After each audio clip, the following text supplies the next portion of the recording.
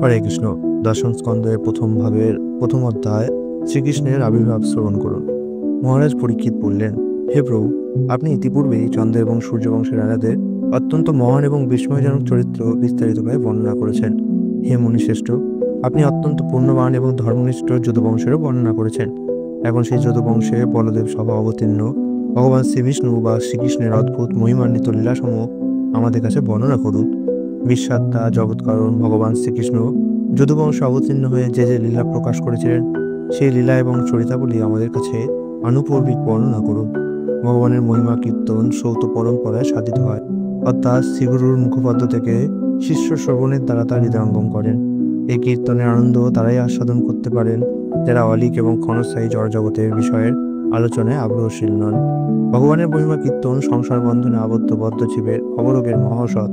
অতএব পশুঘাতী অথবা আত্মঘাতী ব্যতীত কে ভগবানের এই মহিমা কীর্তন শ্রবণ না করবে? শ্রীকৃষ্ণের চরণ কমলরূপে নৌকা আশ্রয় করে আমার পিতামহ অর্জুন আদি কুরুক্ষেত্র যুদ্ধে দেব বিজয়ী অতিরথ ভীষ্মাদি রূপ তিমিঙ্গল সংকুল কৌরব সেনাবাহিনী সমুদ্রকে ভগবানের কৃপায় গোষ্পদের মতো অবলীলাক্রমে উত্তীর্ণ হয়েছিলেন। আমার মা শ্রীকৃষ্ণের শ্রী পাদপদ্মের শরণ গ্রহণ করেছিলেন বলে ভগবানের সুদর্শন চক্র হস্তে তার গর্ভে প্রবেশ করে অশ্বত্থামার ব্রহ্মাস্ত্রে নষ্টপ্রায় কুরু এবং পাণ্ডব কুলের শেষ বংশধর আমার এই শরীর রক্ষা করেছিলেন। ভগবান শ্রীকৃষ্ণ সমস্ত জীবের অন্তরে এবং বাইরে শাশ্বত কালরূপে অর্থাৎ পরমাত্মা রূপে এবং বিরাট রূপে তার শক্তির দ্বারা প্রকাশিত হয়ে সকলকে নিষ্ঠুর মৃত্যুরূপে অথবা জীবনরূপে মুক্তি প্রদান করেন। দয়া করে সেই ভগবানের দিব্য চরিতাবলী বর্ণনা করুন। হে সুখদেব গোস্বামী, আপনি পূর্বে বলেছেন যে দ্বিতীয় চতুর্ভুজে শঙ্কর্ষণ রোহিণীর পুত্র বলরাম রূপে আবির্ভূত হয়েছেন। বলরামের দেহান্তর না হলে তার পক্ষে প্রথমে দেবকীর গর্ভে এবং তারপর রোহিণীর গর্ভে অবস্থান কিভাবে সম্ভব হয়েছিল? দয়া করে সেই কথা বর্ণনা করুন। ভগবান শ্রীকৃষ্ণ কেন তার পিতা বসুদেবের গৃহ থেকে বৃন্দাবনে নন্দ মহারাজের গিয়ে নিজেকে স্থানান্তরিত করেছিলেন? যাদবেশ্বর ভগবান তার আত্মীয় স্বজনদের সঙ্গে বৃন্দাবনে কোথায় অবস্থান করেছিলেন? ভগবান শ্রীকৃষ্ণ বৃন্দাবন এবং মথুরা উভয় স্থানেই বাস করেছিলেন। তিনি সেখানে কি করেছিলেন? তিনি কেন তার মাতুল কংসকে বধ করেছিলেন? এই প্রকার স্বজন বধ যদিও শাস্ত্রের অনুমোদিত নয়। ভগবান শ্রীকৃষ্ণের শরীর জড় নয়, তবুও তিনি মনুষ্যরূপে আবির্ভূত হন। তিনি কত বছর বিষ্ণুদের সঙ্গে ছিলেন? তার কত পত্নী ছিল? তিনি কত বছর দ্বারকায় বাস করেছিলেন? হে মহর্ষি, আপনি শ্রীকৃষ্ণের বিষয়ে সবকিছু জানেন। দয়া করে আপনি সে সম্বন্ধে প্রশ্ন করেছি এবং প্রশ্ন করিনি সবিস্তারে তার সেই সমস্ত বর্ণনা করুন, কারণ তার প্রতি আমার পূর্ণ বিশ্বাস রয়েছে এবং সেই বিষয়ে শ্রবণ করতে আমি অত্যন্ত উৎসুক। আমার মৃত্যু আসন্ন জেনে আমি পায়বসনের প্রতীক্ষা করে জলপান পর্যন্ত ত্যাগ করেছি, তবুও আপনার মুখবদ্ধ নিশ্চিত কৃষ্ণ লীলামৃত পান করার ফলে অত্যন্ত অসহনীয় ক্ষুধা এবং তৃষ্ণা আমার কোনো বিঘ্ন উৎপাদন করতে পারে না। শিরসুদ গোস্বামী বললেন, হে বিঘ্নন্দর সৌনক ঋষি, পরম পূজ্য মহাভাগবত ব্যাস নন্দন শিরসুখদেব গোস্বামী পরীক্ষিত মহারাজের সাধু প্রশ্ন শ্রবণ করে ভবিষ্যৎ সহকারে রাজাকে ধন্যবাদ জানিয়েছিলেন। তারপর তিনি কলি কলুষ নাশিনী কৃষ্ণলীলা বর্ণনা করতে শুরু করেছিলেন। শিরসুখদেব গোস্বামী বললেন, হে রাজর্ষি শ্রেষ্ঠ, যেহেতু আপনি শ্রী বাসুদেবের কথা অত্যন্ত আকৃষ্ট হয়েছেন, তাই নিশ্চিতভাবে আপনার বুদ্ধি আধ্যাত্মিক জ্ঞানে স্থির হয়েছে, যা মানব জীবনের চরম লক্ষ্য। যেহেতু এই আকর্ষণ অপ্রতিহতা, তাই তা নিশ্চিত রূপে পরম মঙ্গলজনক। ভগবান শ্রীবিষ্ণুর পাদোদ্ভূত গঙ্গা যেমন ত্রিভুবনকে পবিত্র করে, তেমনি বাসুদেব শ্রীকৃষ্ণের লীলা এবং চরিত্র বিষয়ক প্রশ্ন বক্তা, প্রশ্নকর্তা এবং শ্রোতা এই তিন প্রকার ব্যক্তিকেও পবিত্র করে। মাতা বসুন্ধরা গর্বিত রাজবেশধারী দৈত্যদের অসংখ্য স্বর্ণের ভারে ভারাক্রান্তা হয়ে ব্রহ্মার শরণাপন্ন হয়েছিলেন।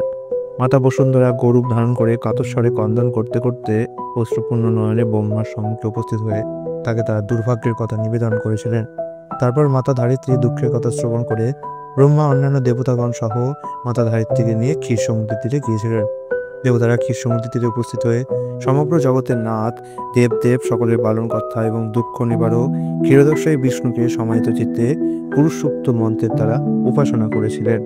ব্রহ্মা সমাধিমগ্ন অবস্থায় আকাশে ধ্বনিত ভগবান শ্রীবিষ্ণুর বাণী শ্রবণ করে দেবতাদের বলেছিলেন, হে দেবতাগণ, তোমরা আমার কাছ থেকে পরম পুরুষ ক্ষীরোদস্যই বিষ্ণুর বাণী শ্রবণ করো এবং অবিলম্বে তা সম্পাদন করতে যত্নবান হও। আমার নিবেদন করার পূর্বে ভগবান পৃথিবীর কষ্ট অবগত ছিলেন, তাই ভগবান যতদিন তার কাল শক্তির দ্বারা পৃথিবীর ভার হরণ করার জন্য পৃথিবীতে বিচরণ করবেন, ততদিন তোমরা তার পুত্র এবং পৌত্ররূপে যদুবংশে অবতীর্ণ হও। সর্বশক্তিমান ভগবান শ্রীকৃষ্ণ স্বয়ং বাসুদেবের পুত্ররূপে আবির্ভূত হবেন। অতএব দেবপত্নীগণও তার প্রসন্নতা বিধানের জন্য সেখানে আবির্ভূত হন। শ্রীকৃষ্ণের প্রথম অংশের নাম শঙ্কর্ষণ বা অনন্ত, তিনি জড়জগতে সমস্ত অবতারের আদি উৎস। শ্রীকৃষ্ণের আবির্ভাবের পূর্বে এই মূল সংকর্ষণ ভগবান শ্রীকৃষ্ণের সেবা করার জন্য বলদেব রূপে আবির্ভূত হবেন। ভগবানেরই সমকক্ষ বিষ্ণুমায়া নাম্নী ভগবানের শক্তি ভগবান শ্রীকৃষ্ণ সহ আবির্ভূত হবে। এই শক্তি বিভিন্নভাবে কার্য করে জড় এবং চেতন উভয় জগৎকে মোহিত করে রাখবেন। তার প্রভুর আদেশে তিনি ভগবানের কার্য সম্পাদন করার জন্য তার বিভিন্ন শক্তি সহ আবির্ভূত হবেন। শিল সুখদেব গোস্বামী বললেন, দেবতাদের এইভাবে উপদেশ দিয়ে এবং মাতা বসুন্ধরাকে আশ্বাস প্রদান করে পরম শক্তিমান এবং প্রজাপতিদের প্রতি ব্রহ্মা তার ধাম ব্রহ্মলোকে প্রত্যাবর্তন করেছিলেন। পুরাকালে যদুপতি সুরসেন মথুরা নগরীতে বাস করে মাথুর এবং সুরসেন নামক দেশসমূহ উপভোগ করেছিলেন। সেই সময় থেকে মথুরা নগরী সমস্ত যদুবংশ রাজাদের রাজধানী হয়েছিল। সেই নগরী এবং দেশ মথুরা শ্রীকৃষ্ণের সঙ্গে অত্যন্ত ঘনিষ্ঠভাবে সম্পর্কিত, কারণ ভগবান শ্রীকৃষ্ণ সেখানে নিত্য বিরাজমান। কিছুকাল পূর্বে দেববংশীয় অথবা সুরবংশীয় বসুদেব দেবকীকে বিবাহ করে তার নববিবাহিতা পত্নী সহ গৃহে প্রত্যাবর্তন করার জন্য রথে আরোহণ করেছিলেন। রাজা উগ্রসেনের পুত্র কংস তার ভগ্নী দেবকীকে তার বিবাহের অবসরে প্রসন্নতা বিধানের জন্য শত শত স্বর্ণময় রথের দ্বারা পরিবৃত হয়ে তার রথের সারথি রূপে অশ্বগণের রশ্মি গ্রহণ করেছিলেন। দেবকীর পিতা রাজা দেবক তার কন্যাকে অত্যন্ত ভালোবাসতেন, তাই তার কন্যা এবং জামাতা যখন তার গৃহ থেকে চলে যাচ্ছিলেন, তখন তিনি যৌতুক স্বরূপ তার কন্যাকে স্বর্ণমালায় বিভূষিত 400 হস্তি, 10,000 অশ্ব, 1800 রথ এবং বিবিধ অলঙ্কারে বিভূষিত 200 অত্যন্ত সুন্দরী যুবতী দাসী প্রদান করেছিলেন। হে বৎস পরীক্ষিত, বর এবং বধূ যখন যাত্রার জন্য প্রস্তুত হয়েছিলেন, তখন তাদের যাত্রা শুভকামনা করে শঙ্খ, তুর্য, মৃদঙ্গ এবং দুন্দুভি যুগপৎ নিনাদিত হয়েছিল। কংস যখন অশ্বের রজ্জু গ্রহণ করে রথচালনা করছিল, তখন পথের মধ্যে তাকে সম্বোধন করে একটি দৈববাণী হয়েছিল, ওরে মূর্খ, তুই যাকে বহন করে নিয়ে যাচ্ছিস তার অষ্টম সন্তান তোকে হত্যা করবে। কংস ছিল অত্যন্ত পুরমতি ও পাপী, এবং তাই সে ছিল ভোজকুলের কলঙ্ক। সেই দৈববাণী শ্রবণ করে সে তার বাম হস্তে তার ভগ্নীর কেশ ধারণ করে ডান হাতের খড়গ উত্তোলন করে তার মস্তক ছেদন করতে উদ্যত হয়েছিল। কংস এতই নিষ্ঠুর, নির্লজ্জ এবং ক্রূর ছিল যে সেই ভগ্নী হত্যারূপ নিন্দিত কর্ম করতে উদ্যত হয়েছিল। শ্রীকৃষ্ণের পিতা হওয়ার মহাসৌভাগ্য অর্জনকারী বসুদেব তাকে সান্ত্বনা দেওয়ার জন্য তখন এই কথাগুলি বলেছিলেন। বসুদেব বললেন, হে কংস, তুমি ভোজবংশের গৌরব এবং মহান বীরেরা তোমার গুণাবলীর প্রশংসা করেন। তোমার মতো একজন গুণবান ব্যক্তি কিভাবে বিবাহ উৎসব বাসরে তার ভগ্নী এক অবলা স্ত্রীকে হত্যা করতে পারে? হে মহাবীর, যার জন্ম হয়েছে তার দেহের সঙ্গে মৃত্যুরও উপস্থিত হয়েছে। আজ হোক অথবা 100 বছর পরেই হোক, দেহধারী জীবের মৃত্যু তো অবশ্যম্ভাবী। বর্তমান শরীর পঞ্চত্ব প্রাপ্ত হলে, অর্থাৎ মাটি, জল, আগুন, বায়ু এবং আকাশে লীন হয়ে গেলেও দেহি বা জীব তার কর্মফল অনুসারে বিনা যত্নেই আরেকটি দেহ প্রাপ্ত হয়। পরবর্তী শরীর প্রাপ্ত হয়ে সে তখন বর্তমান শরীরকে ত্যাগ করে। মানুষ যেমন পথ চলার সময় এক পা মাটিতে রেখে তারপর অন্য পা উত্তোলন করে, অথবা কীট যেমন এক দিন আশ্রয় করে পূর্বাশ্রিত তিন ত্যাগ করে, তেমনি বদ্ধ জীব এক দেহ গ্রহণ করে তার পূর্ববর্তী দেহ ত্যাগ করে। কোনো পরিস্থিতি দর্শন করে অথবা সেই সম্বন্ধে শ্রবণ করে মানুষ যেমন সেই পরিস্থিতি চিন্তা করে এবং অনুমান করে এবং তার বর্তমান শরীরের কথা বিবেচনা না করে সেই অবস্থার বশীভূত হয়ে পড়ে, অনুরূপভাবে মনের দ্বারা প্রভাবিত হয়ে সে রাত্রে বিভিন্ন পরিস্থিতিতে বিভিন্ন দেহে অবস্থান করার স্বপ্ন দেখে। তার বর্তমান স্থিতি তখন বিস্মৃত হয়। তেমনি জীব তার বর্তমান শরীর ত্যাগ করে আরেকটি শরীর গ্রহণ করে। মৃত্যুকালে সকাম কর্মে লিপ্ত মনের চিন্তা, অনুভূতি এবং ইচ্ছা অনুসারে জীব এক বিশেষ শরীর প্রাপ্ত হয়, অর্থাৎ মনের বৃত্তি অনুসারে দেহ গঠিত হয়।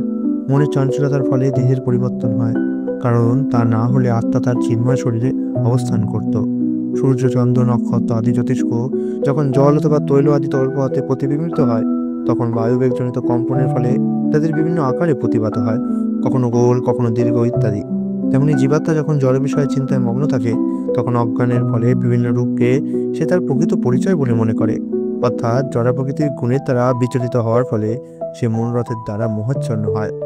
অতএব হিংসাত্মক পাপকর্মই যখন পরবর্তী জীবনের ক্লেশজনক দেহের কারণ, তাহলে মানুষ কেন অসৎ কর্ম আচরণ করবে? নিজের মঙ্গলের জন্য বিবেচনা করে কখনো অপরের প্রতি হিংসা করা উচিত নয়, কারণ তার ফলে এই জীবনে অথবা পরবর্তী জীবনে সর্বদা শত্রুর দ্বারা অনিষ্ট সাধনের ভয় থাকে। এই দীনা বালিকা দেবকী তোমার কন্যা তুল্যা, স্নেহপাত্রী কনিষ্ঠ ভগ্নী। তুমি দীনবৎসল, অতএব একে বধ করা তোমার যোগ্য নয়। বস্তুতই সে তোমার স্নেহের পাত্রী। শ্রী সুখদেব গোস্বামী বললেন, হে কুরুকুল শ্রেষ্ঠ, কংস ছিল অত্যন্ত নৃশংস এবং রাক্ষসদের অনুবর্তী। তাই বসুদেবের সৎ উপদেশের দ্বারা তাকে শান্ত করা যায়নি অথবা ভয় প্রদর্শন করা যায়নি। সেই ইহলোকে অথবা পরলোকে পাপ কর্মের ফলাফলে কোনো বিচার করেনি। বসুদেব যখন দেখলেন যে কংস তার ভগ্নী দেবকীকে হত্যা করতে বদ্ধপরিকর, তখন তিনি অত্যন্ত গম্ভীর হয়ে চিন্তা করে কংসকে নিরস্ত করার আরেকটি উপায় স্থির করেছিলেন। বুদ্ধিমান মানুষের কর্তব্য যতক্ষণ পর্যন্ত বুদ্ধি এবং বল রয়েছে ততক্ষণ পর্যন্ত মৃত্যু থেকে পরিত্রাণ লাভের চেষ্টা করা। এটি একটি দেহধারী ব্যক্তির কর্তব্য। এইভাবে চেষ্টা করা সত্ত্বেও যদি মৃত্যুকে এড়ানো না যায় তাহলে তার কোনো অপরাধ হয় না। বসুদেব বিবেচনা করেছিলেন, মৃত্যুরূপে কংসকে আমার সবকটি পুত্র দান করে আমি দেবকীর প্রাণ রক্ষা করতে পারি। আমার পুত্রের জন্মের পূর্বে যদি কংসের মৃত্যু হয় অথবা আমার পুত্রের হাতে তার মৃত্যু হয় বলে বিধাতা যখন ব্যবস্থা করেছে, তখন নিশ্চয়ই আমার পুত্রদের মধ্যে কোনো এক পুত্র তাকে হত্যা করবে। অতএব আপাতত আমি তার কাছে প্রতিজ্ঞা করতে পারি যে আমার পুত্রদের আমি তাকে দান করব। তাহলে কংস আশ্বস্ত হবে, আর তারপর যদি যথাসময়ে কংসের মৃত্যু হয় তখন আর আমাদের ভয়ের কোনো কারণ থাকবে না। অগ্নি যেমন কখনো কখনো সমীপস্থ কাঠ পরিত্যাগ করে দূরস্থিত কাষ্ঠ দহন করে, তখন বুঝতে হবে যে তার কারণ হচ্ছে অদৃষ্ট বা দৈব। তেমনই জীব যখন এক প্রকার শরীর পরিত্যাগ করে আরেক শরীর গ্রহণ করে, তখন বুঝতে হবে যে অদৃষ্ট ব্যতীত তার আর অন্য কোনো কারণ নেই। বসুদেব তার জ্ঞান অনুসারে এইভাবে বিবেচনা করে পাপাত্তা কংসকে বহু সম্মান প্রদর্শনপূর্বক তার কাছে এই প্রস্তাব রেখেছিলেন। বসুদেবের মন তার পত্নীর এই বিপদে উৎকণ্ঠায় পূর্ণ ছিল, কিন্তু নিষ্ঠুর নির্লজ্জ পাপী কংসকে প্রসন্ন করার জন্য বাহ্যে হাসতে হাসতে এই কথাগুলি তিনি বলেছিলেন। বসুদেব বললেন, হে সৌম্য, তুমি দৈববাণী থেকে যা শ্রবণ করেছ তাতে তোমার ভগ্নী দেবকী থেকে তোমার কোনো ভয়ের কারণ নেই। তোমার মৃত্যুর কারণ হবে তার পুত্রেরা। অতএব আমি প্রতিজ্ঞা করছি যে তোমার ভয়ের কারণস্বরূপ দেবকীর পুত্রদের জন্ম হওয়া মাত্রই আমি তোমাদের হস্তে তাকে সমর্পণ করব। সেটা সুখদেব গোস্বামী বললেন। কংস বসুদেবের যুক্তিতে সম্মত হয়েছিল এবং বসুদেবের কথায় পূর্ণরূপে বিশ্বাস করে অগ্নিপথ থেকে নিবৃত্ত হয়েছিল। বসুদেব কংসের প্রতি প্রসন্ন হয়ে এবং তাকে আরো প্রশংসা করে তার গৃহে প্রবেশ করেছিল। তারপর সমস্ত দেবতা এবং ভগবানের মাতা দেবকী যথাসময়ে একটি সন্তান প্রসব করেছিলেন। এইভাবে তিনি প্রতি বৎসর একের পর এক 8টি পুত্র এবং সুভদ্রা নাম্নী একটি কন্যা প্রসব করেছিলেন। বসুদেব প্রতিজ্ঞা ভঙ্গরূপ অসত্যের ভয়ে অত্যন্ত ভীত হয়েছিলেন। তাই তিনি কীর্তিমান নামক তার প্রথম পুত্রটিকে গভীর মনোবেদনা সত্ত্বেও কংসের হস্তে অর্পণ করেছিলেন। সত্যনিষ্ঠ সাধুদের কাছে কোন কার্য দুঃসহ? যারা ভগবানকে একমাত্র বাস্তব বস্তু বলে জানেন, তাদের আবার কোন বিষয়ের অপেক্ষা আছে? যাদের স্বভাব নিন্দিত, তাদের অকার্য কি থাকতে পারে? আর যারা ভগবান শ্রীকৃষ্ণের চরণে সর্বতভাবে আত্মসমর্পণ করেছেন, তারা কি না পরিত্যাগ করতে পারেন? হে মহারাজ পরীক্ষিত, কংস যখন দেখল যে বসুদেব সত্যনিষ্ঠাপূর্বক সমর্থবদ্ধ হয়ে তার হস্তে তার পুত্রটিকে সমর্পণ করছেন, তখন সে অত্যন্ত প্রসন্ন হয়েছিল এবং হাসি মুখে সে এই কথাগুলি বলেছিল, হে বসুদেব, তোমার এই শিশুটিকে নিয়ে তুমি ঘরে ফিরে যাও। তোমার প্রথম পুত্র থেকে আমার কোনো ভয় নেই। তোমার এবং দেবকীর অষ্টম পুত্রের দ্বারা আমার মৃত্যু নির্দিষ্ট হয়েছে। বসুদেব তখন তাই হোক বলে তার শিশু সন্তানটিকে নিয়ে গৃহে ফিরে গিয়েছিলেন। কিন্তু কংস যেহেতু ছিল চরিত্রহীন এবং অজিতেন্দ্রীয়, তাই বসুদেব জানতেন যে কংসের বাক্যে কখনোই বিশ্বাস স্থাপন করা যায় না। হে ভরতকুল তিলক মহারাজ পরীক্ষিত, নন্দ মহারাজ আদি গোপগণ, সেই সমস্ত গোপদের পত্নীগণ, বসুদেব প্রমুখ বিষ্ণুর বংশগণ, দেবকী বৈতি যদুকুল ললনাগণ, নন্দ মহারাজ ও বসুদেবের জ্ঞাতি বন্ধু ও শহীদগণ, এমনকি বাহ্যদৃষ্টিতে যারা ছিলেন কংসের অনুগত জন, তারা সকলেই ছিলেন দেবতা তুল্য। এক সময় ভক্তপ্রবর নারদ কংসের কাছে গিয়ে বলেছিলেন কিভাবে পৃথিবীর ভারস্বরূপ দৈত্যরা নিহত হবে। তার ফলে কংস অত্যন্ত ভীত এবং সংশয়াচ্ছন্ন হয়েছিল। দেবর্ষী নারদ চলে যাওয়ার পর কংস সমস্ত যাদবদের, দেবতা এবং দেবকীর গর্ভসম্ভূত সন্তানদের তার মৃত্যুর কারণ বিষ্ণু বলে মনে করে দেবকী এবং বসুদেবকে বন্দী করে শৃঙ্খলাবদ্ধ করেছিল। বিষ্ণু তাকে হত্যা করবেন সেই ভবিষ্যৎবাণী শুনে কংস দেবকীর প্রতিটি পুত্রকে বিষ্ণু বলে মনে করে তাদের একের পর এক হত্যা করেছিল। এই পৃথিবীতে রাজারা প্রায়ই ইন্দ্রিয় সুখ ভোগের লোভে নির্বিচারে তাদের শত্রুদের হত্যা করে। তারা তাদের খেয়াল খুশি মতো যে কোনো ব্যক্তিকে হত্যা করতে পারে, এমনকি তাদের মাতা, পিতা, ভাতা অথবা বন্ধুদেরও হত্যা করতে পারে।